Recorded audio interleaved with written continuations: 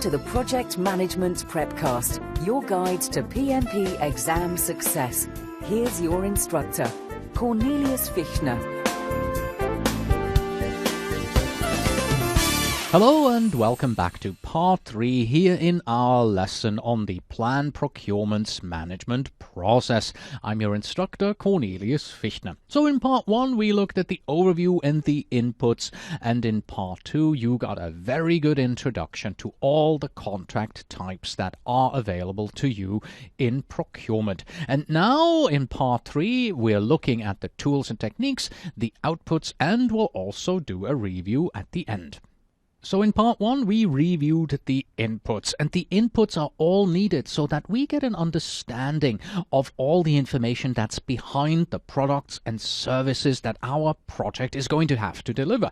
And as usual, there are dozens and dozens of such deliverables. How on earth are we going to figure out which part of these deliverables are we going to build ourselves and which ones we're going to buy?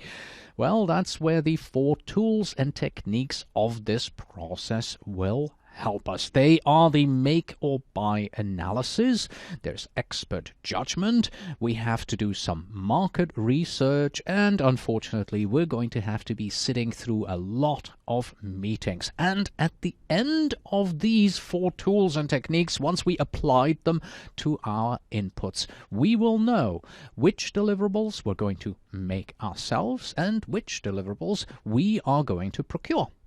Let us begin by looking at a tool and technique that is not in the PMBOK guide, but it is often useful when you plan procurement management.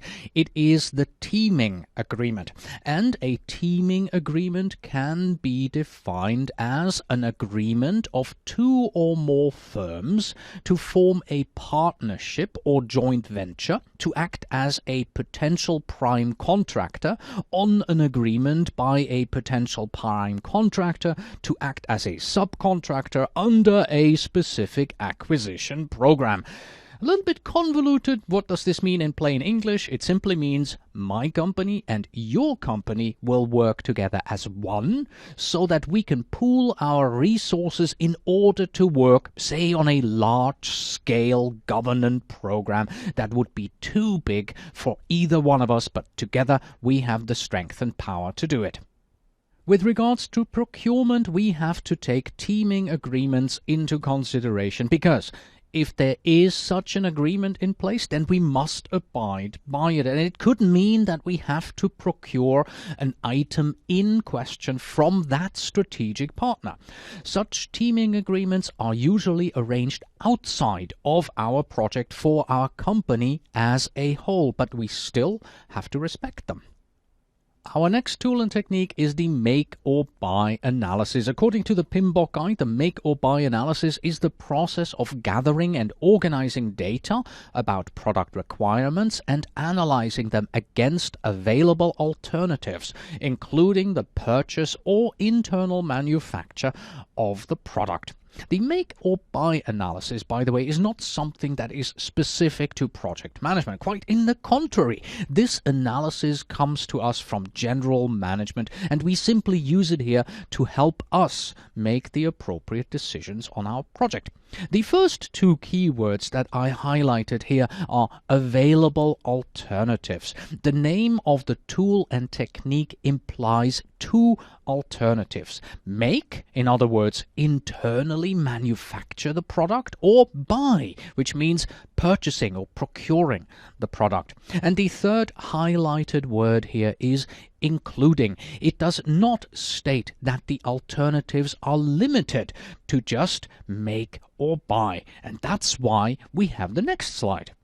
So when we say make or buy, in some cases this implies looking either internally within the organization to fulfill the procurement need or looking at an external organization for options. And the buy or what in our title, by the way, of this slide refers to external alternatives. And these are distinct paths in themselves. You could buy, you could rent, you could lease, and some places even allow you to lease in order to buy.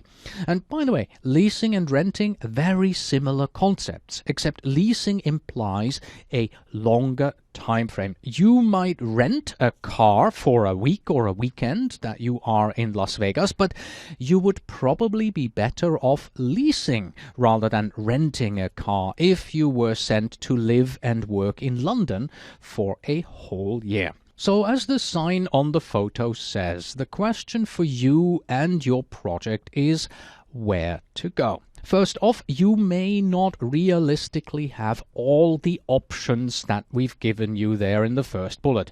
Buy, rent, lease, or lease to buy is not available for every single item you may need to procure. So let's procure 3 items, or think about procuring 3 items that begin with a C: a car, a cake, and a campus. So first of all, a car. Going back to the example for our transportation requirements here, you can opt to rent, lease, or buy a car. It's very unlikely that you would build a car yourself. Next, we have the cake idea. If you need a cake for an event, you might buy a cake, or you might opt to make it yourself, but it would absolutely make no sense to rent a cake for the evening if you intended to actually eat your cake as well. And then lastly, a campus. This is a really hypothetical example, but let's say you needed a campus to fulfill your nationwide training requirements.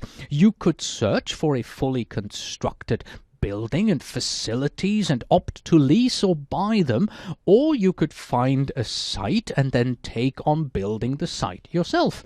For the site itself, you'd have options to buy it or have a long-term lease on it. So various combinations there are possible. So really you only have to analyze your realistic options like you would never lease or rent a cake. There is no need to go through every permutation imaginable. And for your viable options, let's contemplate on the factors that go into the make or buy analysis. First of all, your budget. How much can you afford to spend? And at the same time, you have to ask yourself, even if we have a large budget, could we produce the product or service cheaper ourselves than if we bought it? We already discussed how in a project there may be proprietary information you would not want any third parties to know about. Occasionally in questions that you can find in the online simulators or book sample tests, proprietary information is also used as a reason for not outsourcing. Then you need to look at the direct cost and the indirect cost as a factor of buy versus make. For instance, if you buy, you will have to manage your sellers, causing you internal overhead cost, and this administrative overhead would be an indirect cost.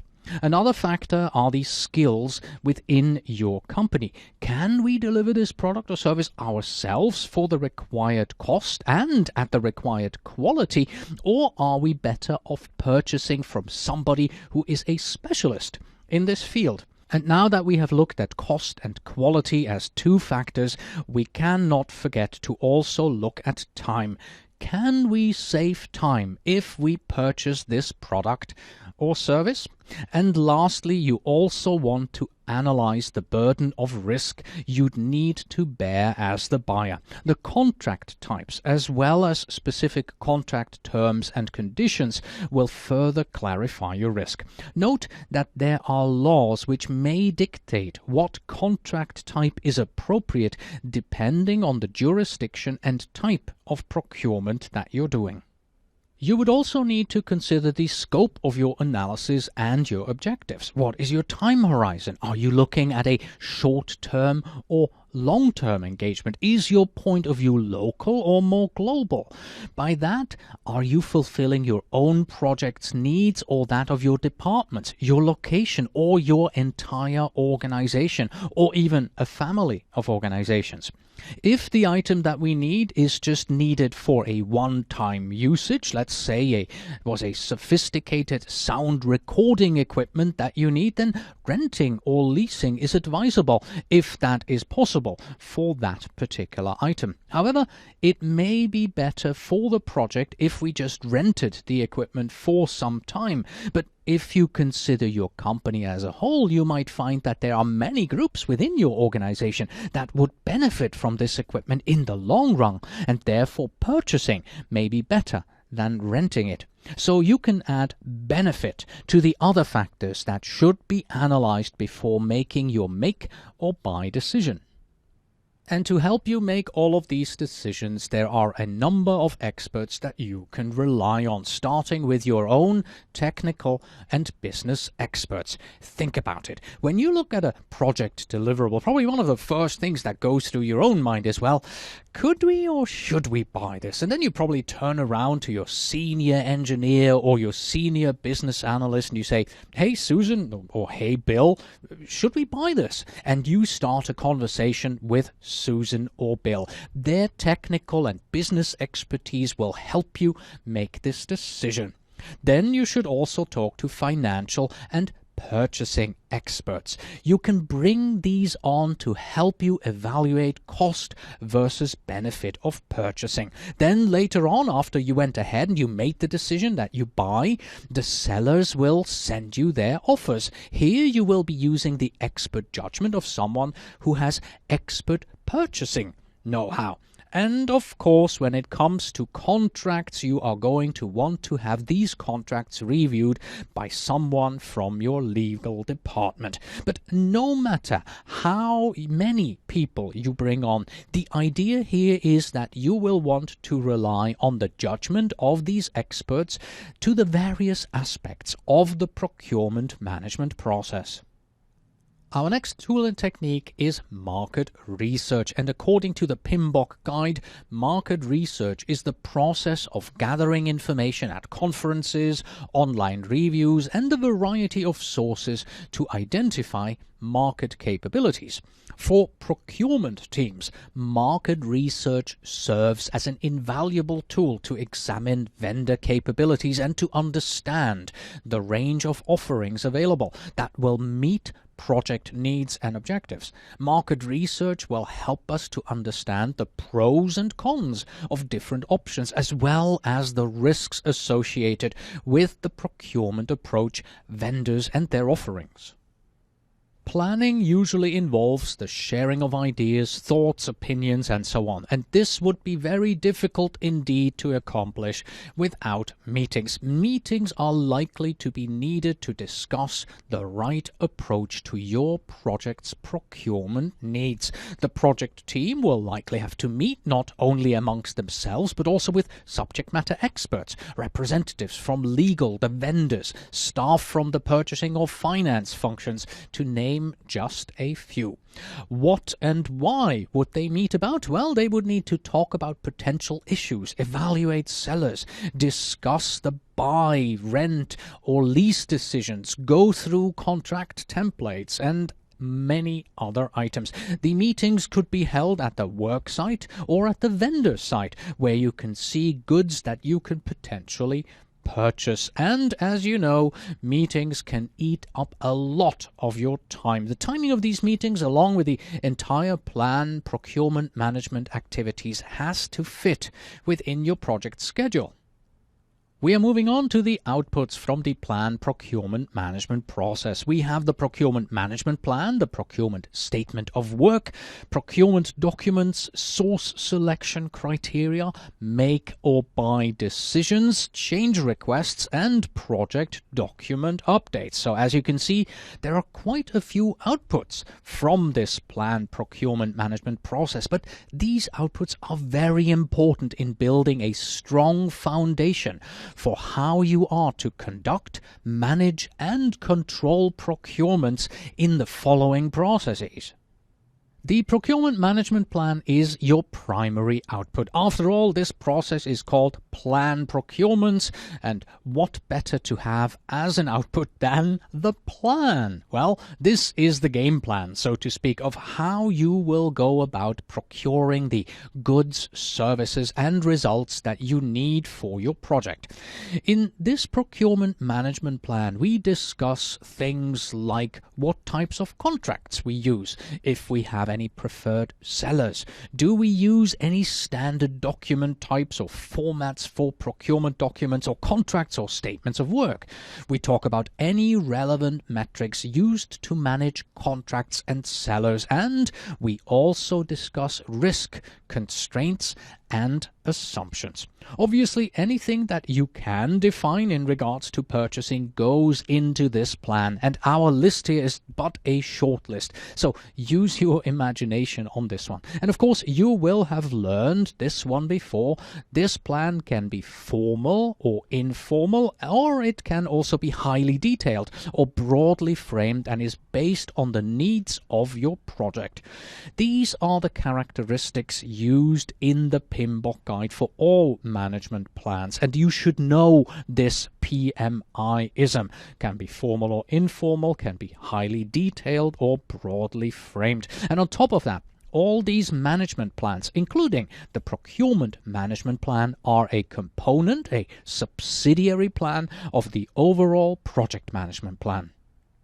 You will have a procurement statement of work, or SOW, for each separate item that you are going to procure. It will be created based on the descriptions in the project scope statement, the WBS, and the WBS dictionary. The description has to be detailed enough so that you can give the SOW to a prospective seller and ask them, can you produce this for us? For this, you have to ensure that you include all the related products or services that you need for the item described in the SOW. For instance, if you are describing new machinery that needs to be installed at your factory, you may also want to include that you expect the seller to deliver on-site training for your employees. A statement of work can cover a single item that needs to be procured, but it is not unusual to have an umbrella statement of work. In other words, a procurement statement of work which covers multiple products or services. The procurement SOW is not written in stone or final until the contract is signed. As the procurement processes move forward, you may add to or remove items from the SOW. Because once you start talking to the sellers, they may come back to you and say, hey, I have an idea. Here in the statement of work, it says that we should use the product in this way, but wouldn't it be better if we tried a different approach? Let me explain to you what I would recommend. And with their input, you may change the procurement SOW to fit your purpose even better. One more note about the procurement statement of work. Be clear, complete, and concise. You need to have the right level of detail depending on the item. Don't describe a $500 item in detail, but your $200,000 high-risk item is described in 2 paragraphs. You may need to take more time to detail an unusual requirement as opposed to something that is more commonplace. Make sure that you use the right approach for each item. Details which are relevant are things like specifications, details on quantity, quality, and performance expectations, and of course, delivery schedule and location requirements. There can be many more aspects that you have to include in order to provide enough detail so that the reader, particularly the vendor, has a complete picture of your procurement requirements and expectations. Our third output, the procurement documents, are the documents that are used in bid and proposal activities. There is a world of acronyms in the procurement domain, and these include the buyer's RFI, or request for information. There could be an IFB, which is an invitation for bid. You could have an RFP, a request for proposal, and of course you could also have an RFQ, a request for quotation. There are other procurement documents too, like invitation for negotiations and seller responses, usually structured and formatted to facilitate collection and evaluation of responses. And similarly to the procurement statement of work, you'd want to include sufficient detail in the procurement document commensurate to the complexity and risk that is associated with your procurement. And you also want to make sure that you allow for inputs from the sellers. Remember that the seller is an expert in what they are doing. They know their business better than you do. Therefore, they must be able to make suggestions to you. For instance, you can include a section titled Alternative Approaches in the required format of response. According to the PMBOK guide, source selection criteria is a set of attributes desired by the buyer which a seller is required to meet or exceed to be selected for a contract. For example, these could be things like cost. Cost is always a good criteria. Don't forget, however, that there are many facets to cost. The purchase price is one aspect only. We may also need to look at the complete life cycle cost of the item that we procure. Then technical capability and approach. You want to make sure that the seller has the capability of technically executing what is needed, and of course also that their approach is feasible, or that the approach is so good that it will deliver better results than expected. Size and production capacity and interest. This could relate to production capacity and interest in fulfilling the procurement objectives. Would you rather go with a small company or a large company as a seller? You could be the big fish in the small pond and get more attention dealing with a small vendor. But the small vendor may not be able to scale up to your requirements. And this reminds me, by the way, of a proposal that I did for a very large company in Switzerland. They decided not to go with our company because they felt we were too small for them. That is an acceptable position and a good criteria. The sad thing, however, was that within a year, this very large company went bankrupt, and my former employer, that very small company that they did not select, they're still going strong. But back to our criteria here. References and past performance. You want an organization with a good reputation. To confirm this, you want to talk to former customers to understand what the advantages and shortfalls are of working with that particular seller. If possible, you should always ask for references in your proposals and evaluate them. You want to understand their past performance to see if the seller can deliver similar items and meet your needs in terms of quality, schedule, quantity, and other procurement requirements. Now, the PMBOK guide lists many more, and we won't go into detail for all of these, like understanding of need, the business size and type, management approach, risk, warranty, financial capabilities, intellectual property rights, and also proprietary rights. Even these are just possible source selection criteria. You may have others to consider on your project that are not explicitly listed here in the PMBOK guide. The list of possible criteria is of course sheer endless and limited only by your imagination and the type of item that you need to procure. Let's now see how the last two outputs we discussed, the procurement documents and the source selection criteria, are used in the overall process of obtaining bids and then selecting the seller. So right now we are in the planning stage of procurement management, and at the end of this process we will create the procurement documents. These are the documents that we will give to the qualified sellers so they can give you a proposal. These procurement documents are sometimes called request for proposal, invitation for bid, request for quotation, or invitation for negotiation. So those are the documents that you give to the seller. The sellers will then work through these documents and give you a set of documents back. If you are buying standard items where the price is the deciding factor, then the documents that the seller gives back to you are called bid tender or quotation. If, however, the deciding factor is the technical skill or the approach, then we talk about a proposal. And to make it totally confusing, everyone uses these terms interchangeably. You should know the difference, but be aware that you shouldn't count on the name meaning something specific. Our second output from the plan procurement process are the source selection criteria.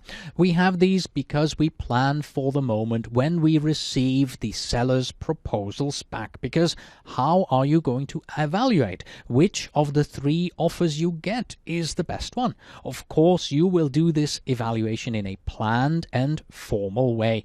And for that, you will need these selection or evaluation criteria. These criteria are often grouped into objective, subjective, mandatory, optional areas. And of course, the criteria have to fit the kind of item that you want to buy.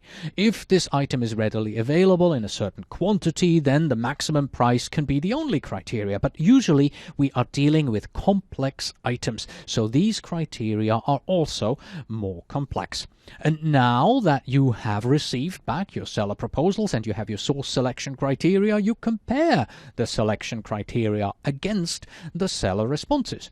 One thing that I always do when we are requesting input from the sellers, we ask that they follow a certain format. Because if all the sellers follow the same format, then it is much easier for me to compare all of their responses. If you happen to work for the government, you may know that there may even be strict rules regarding the layout and how the bids have to be formatted. And in the end, your goal is to have selected a seller.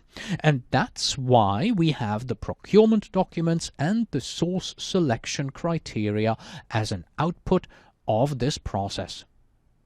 One of the tools and techniques of this process is the make or buy analysis. The result or output of this analysis is the make or buy decision. And this make or buy decision is really nothing more but a formal way of documenting which items on the project will be procured, leased, rented, externally produced, or manufactured internally. But all roads, no matter which one you choose, will lead to more documents.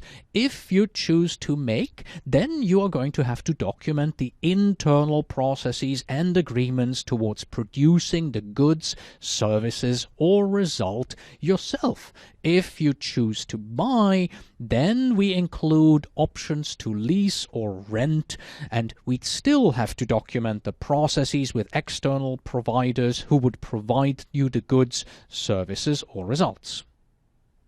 Yes, change requests are an output of this process, and of course they may cause some frustration. It's not uncommon for change requests to result from a procurement decision. As always, when you go through the various processes, you will notice that things change throughout the life of a project. Consequently, you need to have change requests. For instance, you may find that an update to the project management plan is required.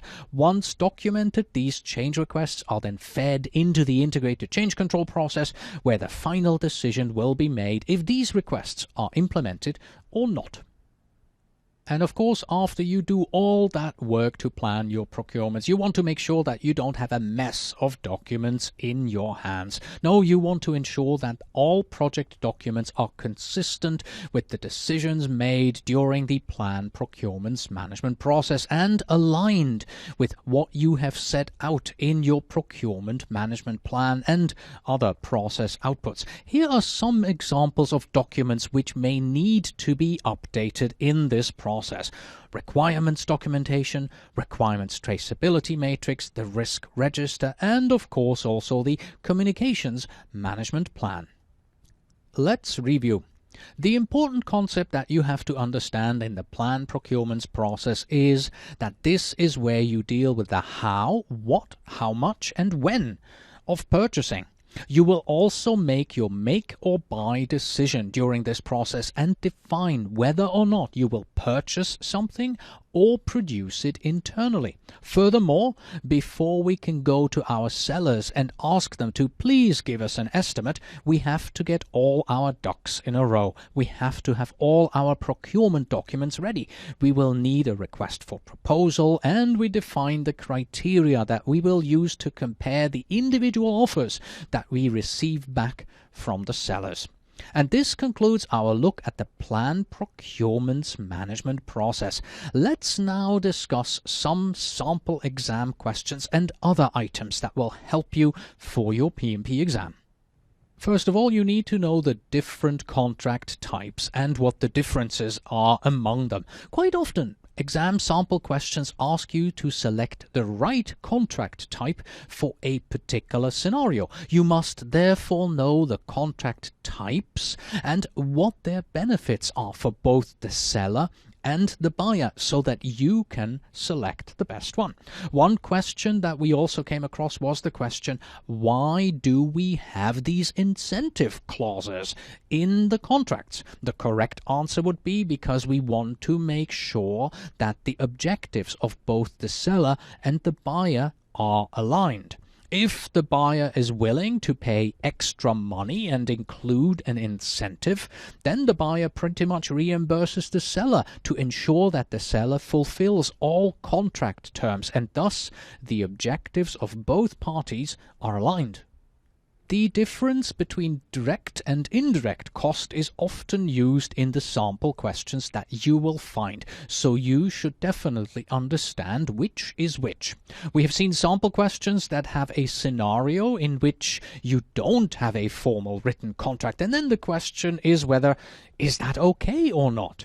The answer is, of course, that is okay as long as you have a verbal agreement of some sort, but of course a written formal contract is always preferable.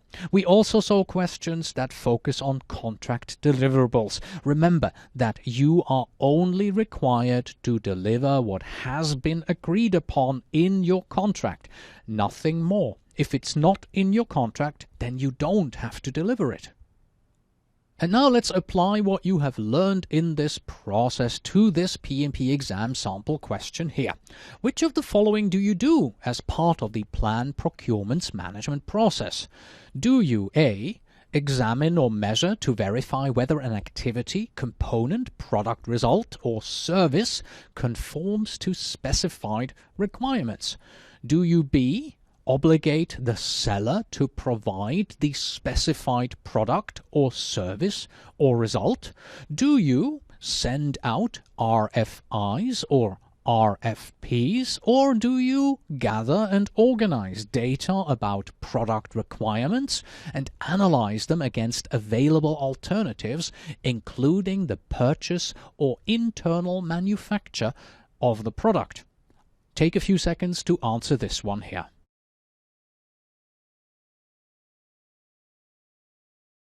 All right, have you made your decision?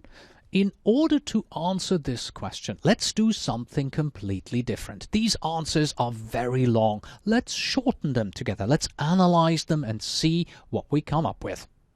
So again, the question was, which of the following do you do as part of the planned procurement management process? The first answer, A, was examine or measure to verify whether an activity, component, product, result, or service conforms to specified requirements. This is the definition of inspection. Answer B was obligate the seller to provide the specified product, service, or result. This refers to seller obligations when they get into a contract. Note, you also, as the buyer, become obligated to buy the specified product, service, or result here. And then answer C was you send out RFIs or RFPs. This is an example of sending out procurement documents. And D is then the definition of the make or buy analysis. Gather and organize data about product requirements and analyze them against available alternatives, including the purchase or internal manufacture of the product. So quite clearly, inspection. If you recall, this is what we do in the validate scope process as part of the control quality process. It does also relate to procurement. At the point of control procurements, we may need to inspect and audit, but this is not a tool and technique here in planned procurement management. Also, at this stage of planning, you don't do C or B. You don't send out RFIs for information, for request for proposals. You may create these procurement documents as outputs, but you do not actually conduct the procurements. In other words, you do not send them out as part of planning here. B is also part of control procurement. So this is later on when we contractually obligate the seller. That, of course, leaves D as our correct answer, the make or buy analysis. This is part of the planned procurement management process where you gather and organize data and then compare it. And this concludes our look at the planned procurement management process. So Justine and I say goodbye. Keep healthy. Until next time.